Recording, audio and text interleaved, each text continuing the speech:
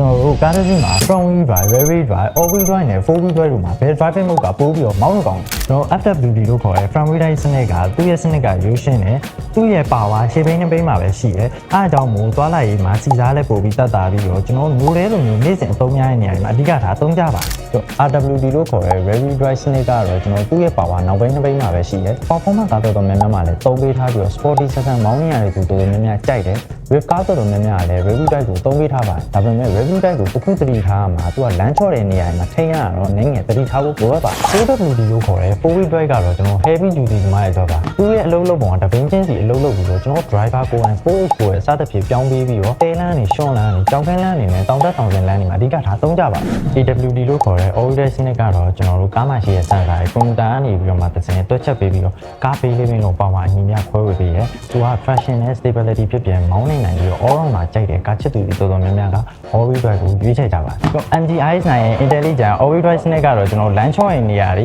တောင်တက်တောင်စင်လမ်းတွေမှာဘေးလေးမင်းလုံးကို auto လုံးဆောင်ပေးပါတယ်သူ့မှာပါဝင်တဲ့ driving mode တွေနဲ့သူပေါင်းဆက်ပြီးတော့မောင်းနေနိုင်မယ်ဆိုလို့ရှိရင်တော့လမ်းမထက်မှာယုံကြည်မှုအပြည့်အဝနဲ့မောင်းနေနိုင်ပါလေဖြစ်ပါတယ်